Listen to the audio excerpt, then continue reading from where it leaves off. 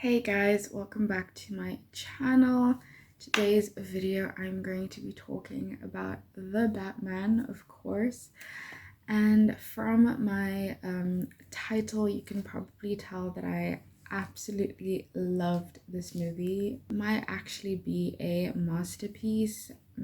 I'm kind of like in awe. So I watched the Batman in IMAX, and oh my god, you have to see it on like the biggest screen that you can. It is so beautiful. If you've seen some of my other videos, you will know that the Batman has been one of my most anticipated movies of 2022, and it definitely didn't disappoint. In fact, it actually exceeded my expectations. I had no idea that it was going to be as good as it is.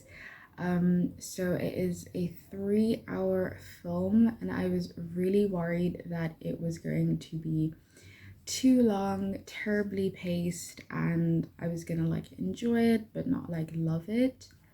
The 3 hours genuinely like fly by, like you don't even feel it. I mean, maybe you do a bit in the third act, but like after 2 hours it doesn't feel like you've been there for 2 hours. It is so amazing how they were able to like pace out this story. And the thing about the Batman, it is this realistic, grounded version of the Batman. Like the setting of Gotham feels like a real city. It doesn't feel overly stylized or kind of over the top. Everything feels really grounded, and I just loved this kind of direction that Matt was taking this movie.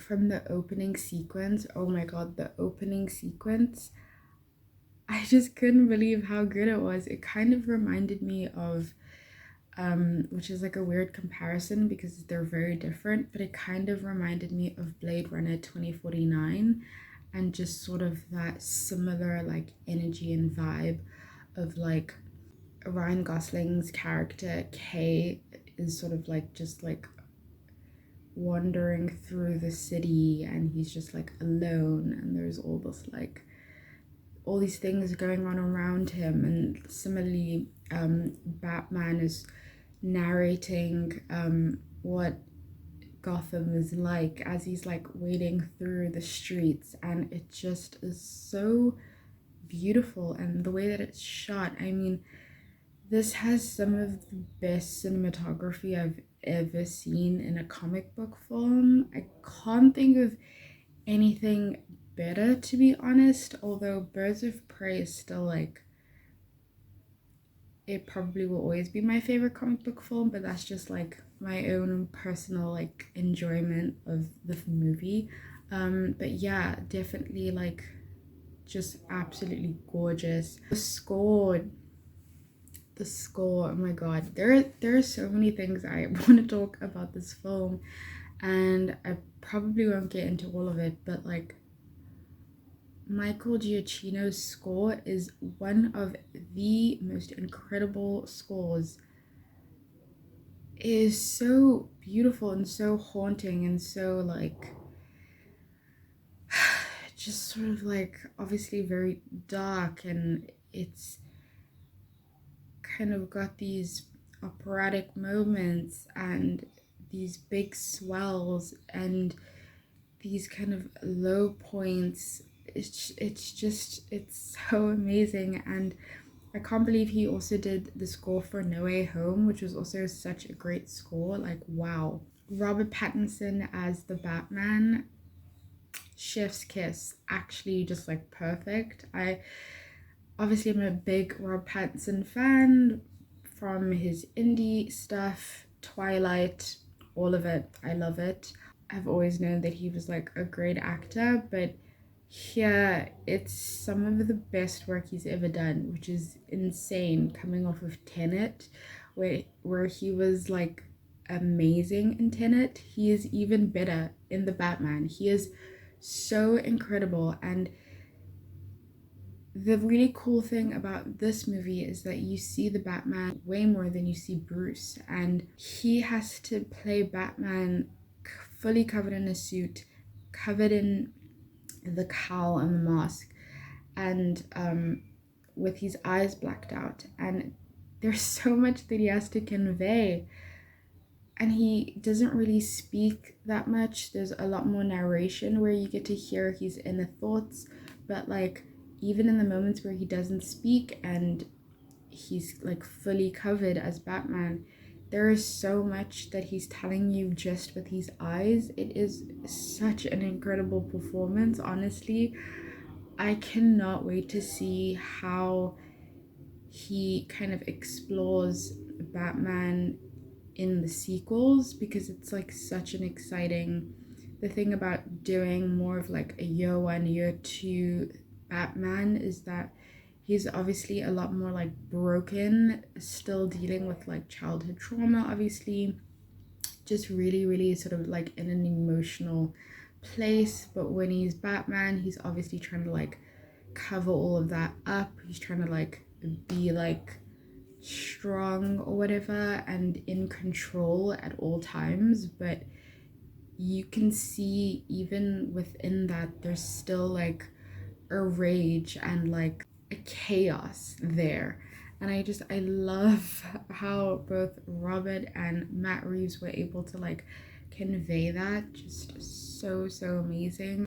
Zoe Kravitz as Catwoman, beautiful, amazing, sensational, literally like might be the best Catwoman we've had. I mean, I've not like watched every single Batman movie, every single Catwoman performance, but for me, this is like my best Catwoman. Like, she literally, I mean, I've not read the comics, but I've seen like pictures and things from the comics, and she literally looks like she's right out of the comics. And her outfits and her movements, the way that she like moves and the way that she fights is so amazing. And I just love the differences in the way that Batman fights and the way that Catwoman fights, and when they fight together, them playing off of each other, so cool. Their chemistry, I don't know whether the consensus is that they have great chemistry or not from people who have seen it, but for me, I really like their chemistry. I thought they had chemistry. Really loved how sweet some of the moments were between them. I mean, there's a lot of like them at odds with each other, but as we keep going on throughout the movie, especially towards the end, there are a lot of like romantic sweet moments, and I really love that Matt still was able to like infuse that within the film, even when the film is so dark and terrifying. So speaking of being dark and terrifying, oh my god, the Riddler, one of the best, one of the most scariest villains in a comic book movie, just so insane. The scene where you first see the Riddler is literally right of a horror movie. Like, it might as well be like a scene from David Fincher's Seven or any kind of like horror movie. It is so scary, and the way that Matt shoots that sequence is so brilliant. So as I previously talked about in another video where I sort of compared David Fincher's style to Matt Reeves' style in the Batman, and sort of how David Fincher influenced Matt Reeves, you can watch that video if you've not seen it. I will link it. But I just really loved how you could see that influence in this film, but at the same time Matt Reeves is able to create his own kind of original thing. So I love that whilst you can see the influences of Fincher and Martin Scorsese and Taxi Driver and films like French Connection, which he talked about as influences, you can still see Matt Reeves's own vision and visual print all over this film, and I just really love that. Pretty exciting to think about all the sequels that he could do, the way that this world is like realized, and all the different themes within this film are just so wonderful and so well crafted. And I just loved how you could see similarities between Gotham and like our current modern world, almost like really scary and haunting. And some of the sequences towards the end where they're finally like discovering what the Riddler truly has planned are so, just the way that things are like creatively done is just so amazing. I really loved the idea of Batman being, when he says I'm vengeance, like being someone who is, instead of just being a hero, kind of blurs the line between villain and hero, and is more of like a genuine like vigilante with like revenge on his mind. I think that that's such an interesting like aspect of the Batman, and kind of showing how Batman might have potentially influenced the Riddler.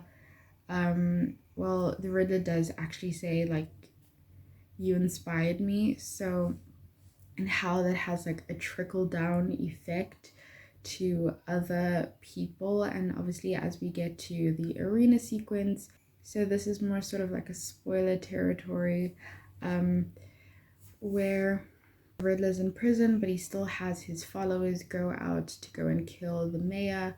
And when one of the followers, who's dressed as the Riddler, says I'm vengeance, and Batman being like, whoa, what? And realizing that he's had like kind of like a negative effect on Gotham, and sort of being like, oh damn, maybe I shouldn't be doing this, or I shouldn't be going down this path. Maybe there's another way that I can kind of save Gotham. I thought that it was such an interesting take, and I just loved that through line from like the beginning to the end. I thought that was really cool. The writing in this film is really well done, and it is really hard to do narration in a way that is like engaging and not gonna like put you off. But I actually love the narration. I thought it gave like a nice sort of yin and yang between the Batman's inner like head and his thoughts and everything else that's going on. So yeah, I could keep going on and on about this film. I love this film. I cannot wait to rewatch this film. So that's my review of the Batman. Let me know your thoughts on the film, and what are your favorite moments. I loved so many moments in this film. Obviously loved the car chase sequence. I loved when Batman and Catwoman first meet.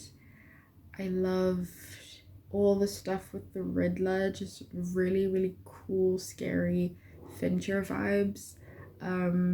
Lots of Zodiac vibes as well, which is really scary.